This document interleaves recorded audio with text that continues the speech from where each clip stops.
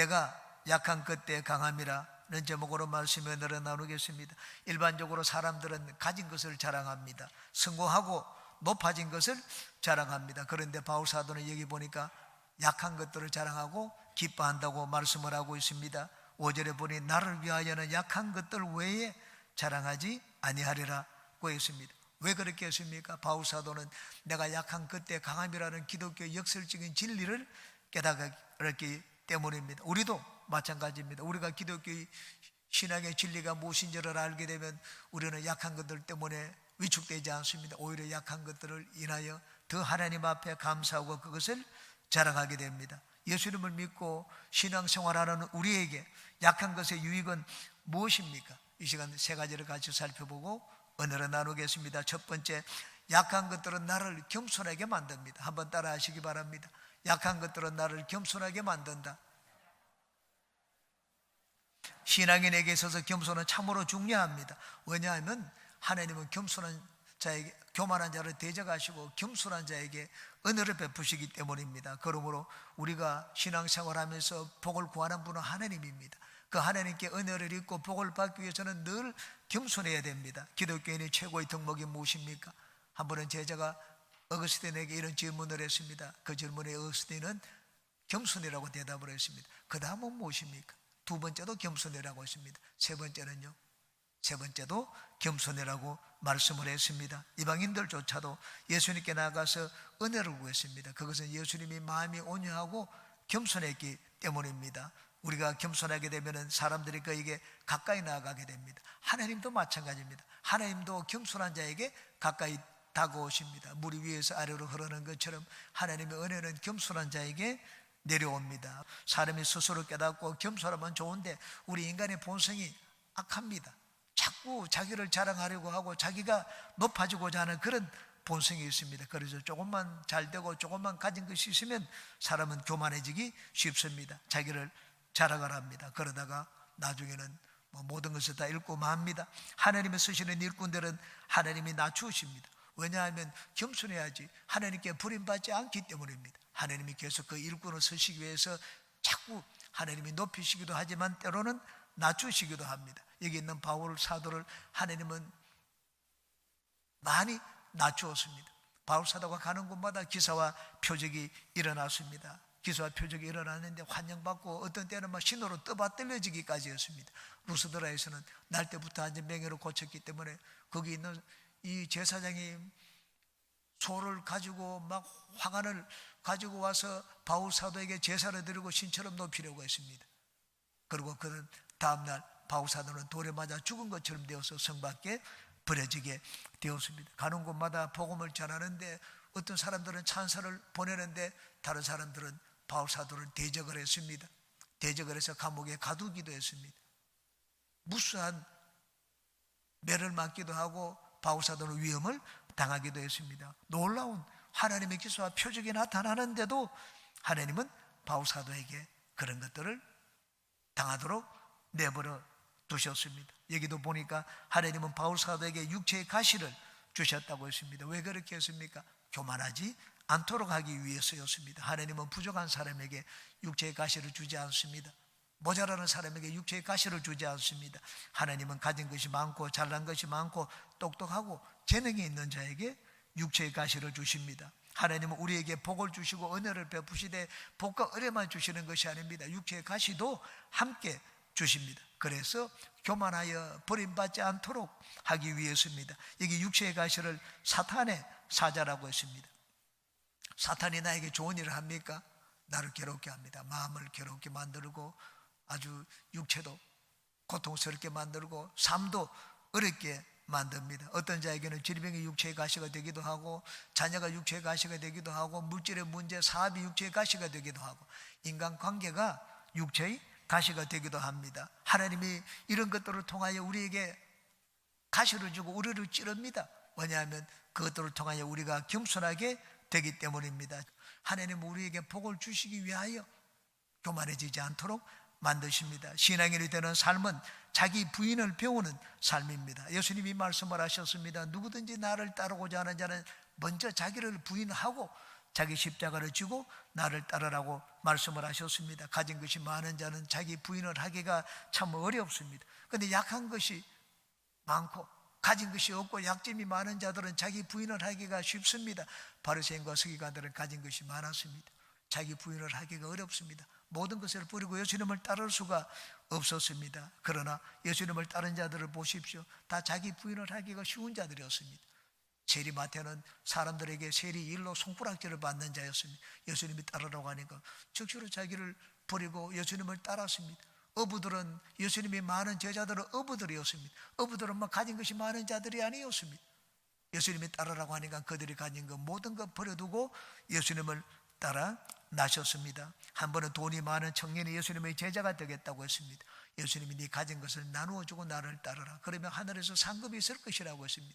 그런데 이 부자 청년은 가진 것이 많았기 때문에 버릴 수가 없었습니다. 왔던 길로 되돌아갔습니다. 나 약한 것들은 나를 겸손하게 만듭니다. 그러므로 죄를 지어보지 않은 사람들보다 죄를 많이 지어본 자가 오히려 주님 앞에 더 겸손한 자가 됩니다. 바울 사도는 하나님 앞에 누구보다 크게 쓰임을 받았습니다. 그것은 누구보다 큰 죄를 지었기 때문입니다. 바울 사도는 자기 마음속에 항상 그 약점이 있었습니다. 나는 죄인 중에 괴수다.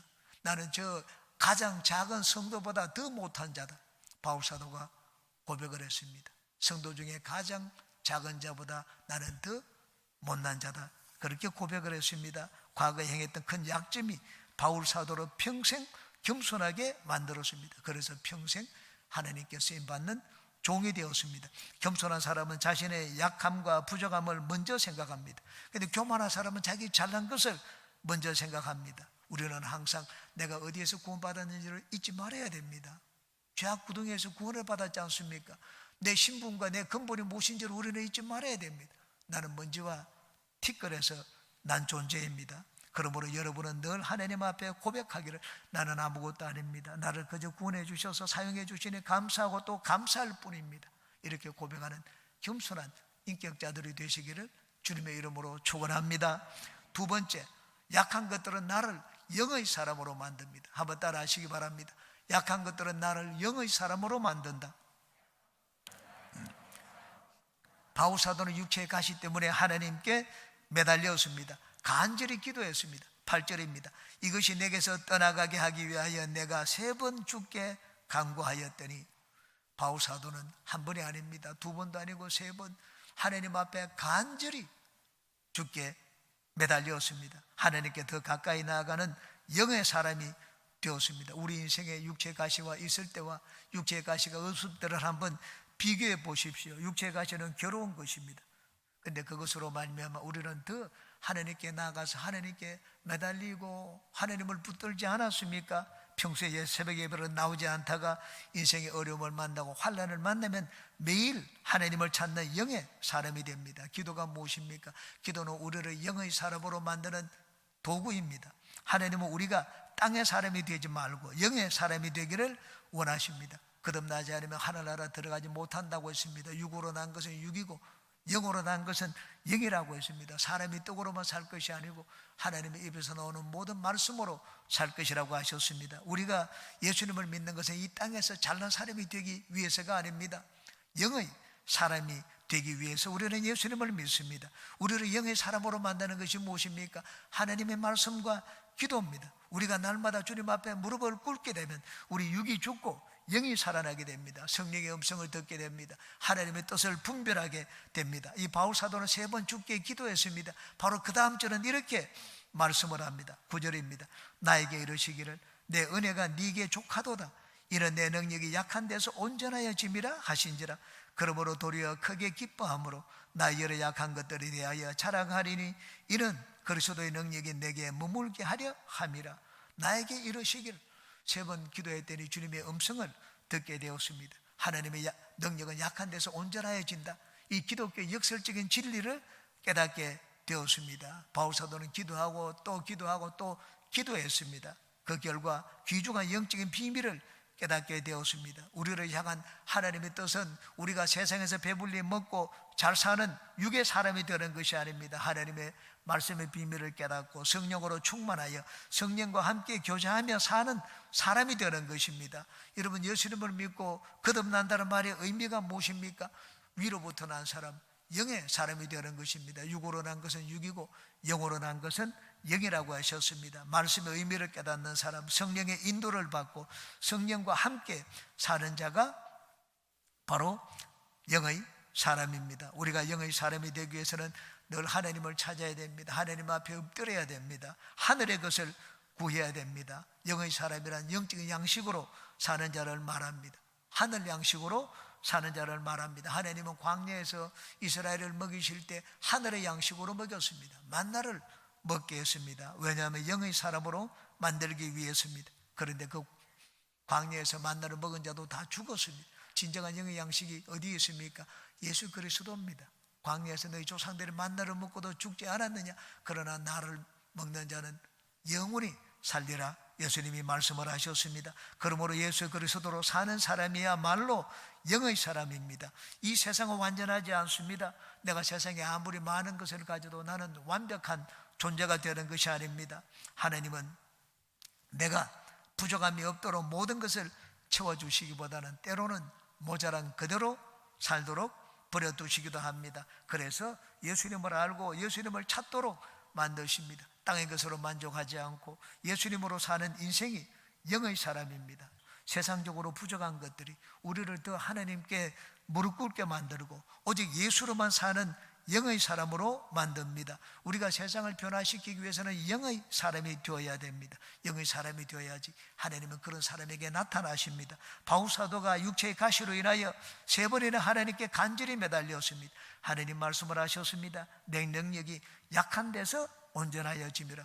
바울사도는 하나님의 능력이 나타나는 위대하고 뛰어난 통로가 되었습니다. 세상에 부족한 것 때문에 하나님을 찾고 하나님께 매달리는 자에게 하나님이 그 능력을 나타내셨습니다. 우리가 하나님께 쓰임받는 통로가 되기 위해서는 영의 사람이 되어야 됩니다. 그러므로 세상 사람들보다 가진 것이 없고 부족한 것 때문에 좌절감을 느끼거나 열등의식을 가져서는 안 됩니다. 내가 약할 그때 강함이라는 말씀을 믿고 더 하나님을 찾고 하나님을 의지하는 영의 사람이 되어야 됩니다. 그런 자가 세상을 변화시키는 하나님의 도구가 됩니다.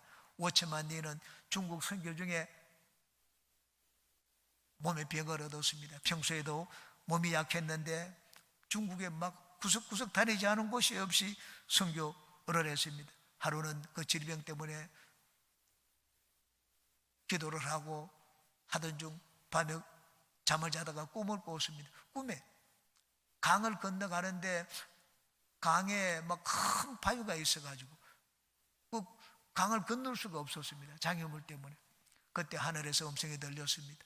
아들아, 내가 이 바위를 치워주랴, 아니면 물이 넘쳐서 이 바위를 건너가게 해주랴. 그렇지만 니는 즉시로 대답을 했습니다.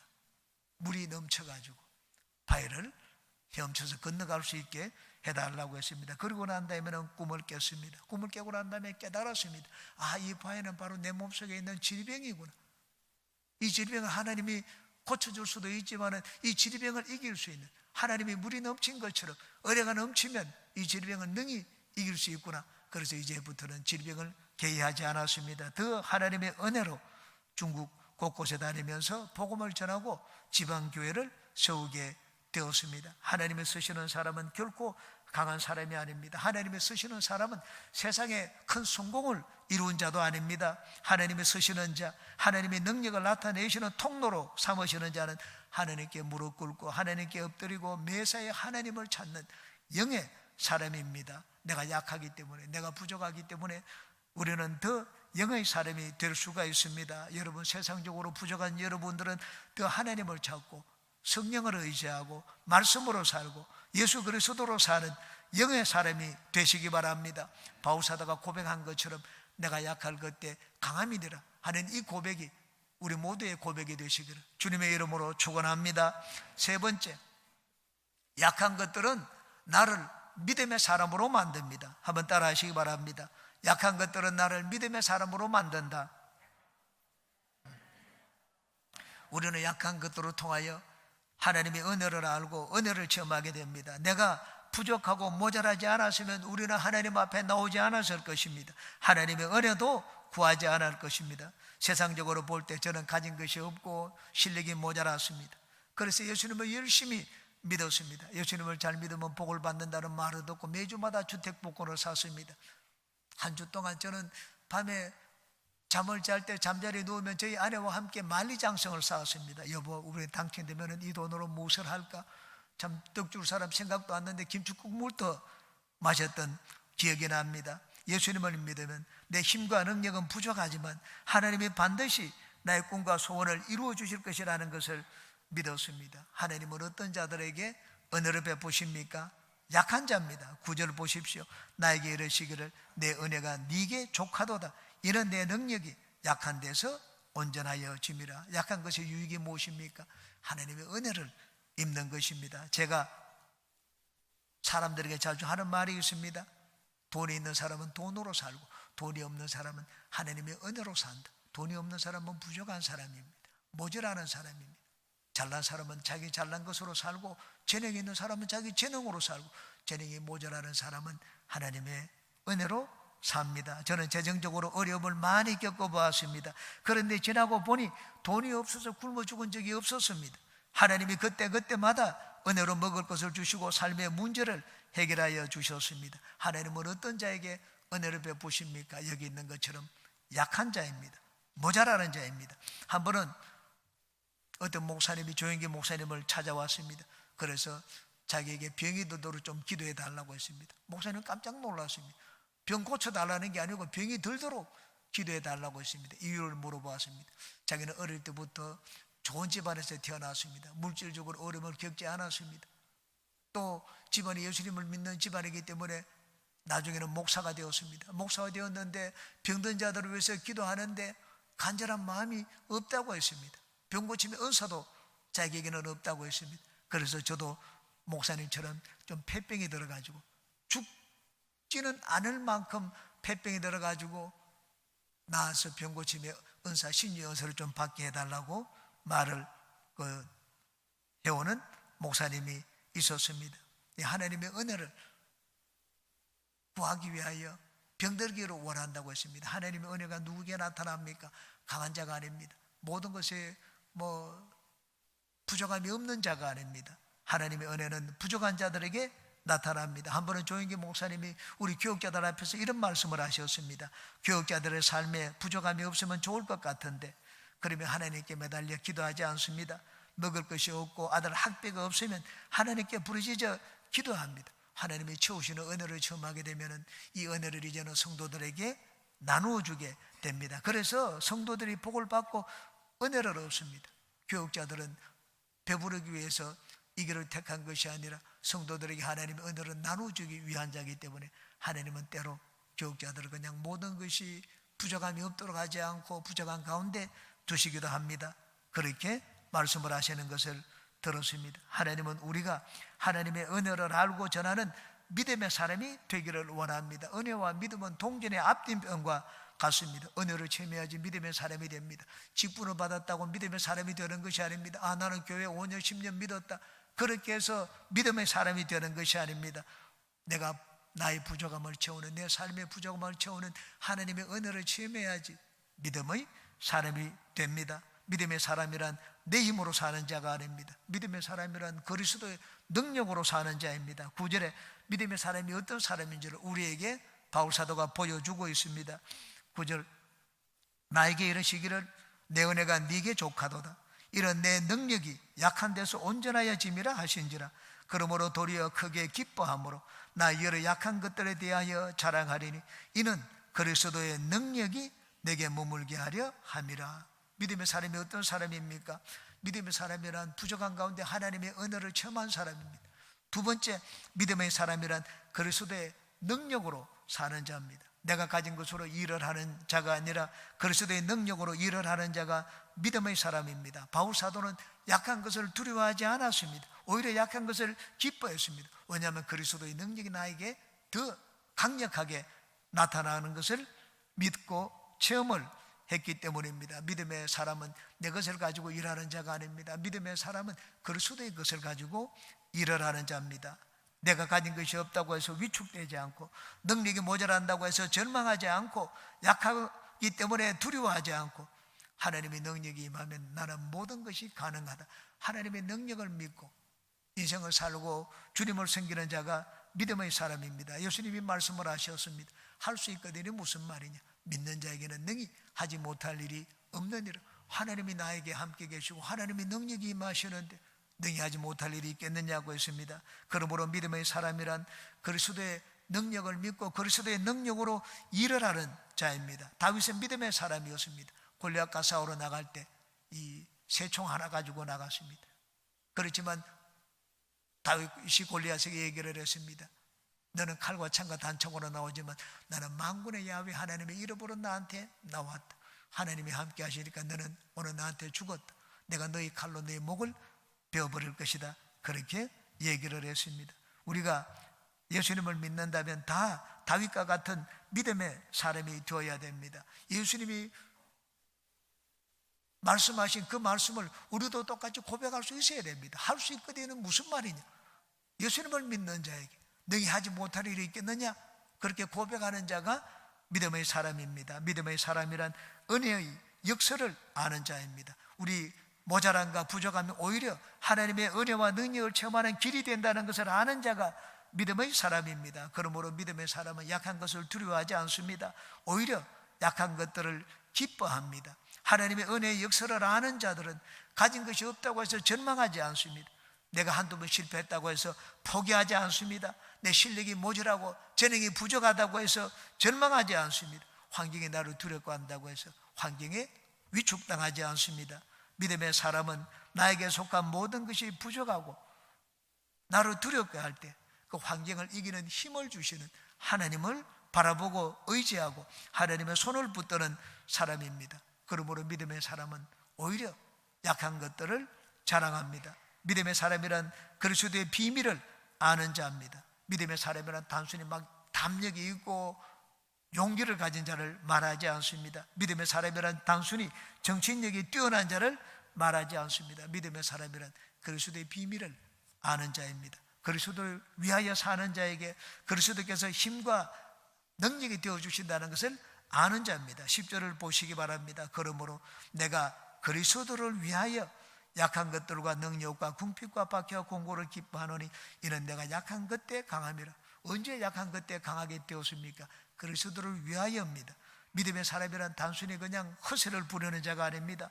말만 번지르하게 잘하는 자가 아닙니다. 그 마음속에 그리스도로 가득 차 있는 자입니다. 나는 그리스도를 위하여 죽고 그리스도로 위하여 산다 하는 그 마음이, 그 생각이 마음에 가득 차 있는 자입니다. 환난을 당하고 박해를 당해도 그 마음속에 그리스도로 가득 차 있는 자를 하나님은 결코 버려두지 않습니다. 바울 사도는 내가 약한 것 때 강합니다. 이 기독교 역설적인 진리를 깨달았습니다. 그리스도 안에서 살 때 그 진리를 깨달았습니다. 주님은 오늘날도 우리에게 이 역설적인 진리를 깨닫게 만들어 주십니다. 이 역설적인 진리를 하나님은 누구에게 깨닫게 만들어 주십니까? 그리스도 안에서 사는 자입니다. 살아도 주를 위해서 살고 죽어도 주를 위해서 죽는 자에게 주시는 은혜입니다. 또한 이 은혜는 그리스도 안에서 우리가 인생을 살도록 하기 위하여 주시는 은혜입니다. 그리스도를 생각하며 그리스도를 위하여 사는 자에게는 약한 것들이 오히려 강함이 되고 힘이 되고 축복이 됩니다. 그러므로 여러분은 여러분의 부족함을 바라보기 전에, 환경을 바라보기 전에 여러분 마음속을 한번 살펴보시기 바랍니다. 여러분 마음속에 있는 것이 무엇입니까? 세상의 재물이 여러분의 구하는 목적입니까? 아니면 여러분 마음속에 예수 그리스도가 주인이 되어 있습니까? 예수 그리스도로 가득 차 있는 자에게 내가 약할 그때 강함이라는 이 역설적인 진리를 체험하게 만들어 주십니다. 그리스도 안에서 인생을 사는 모든 분들에게 약한 것이 기쁨이 되고 자랑거리가 되시기를 주님의 이름으로 축원합니다.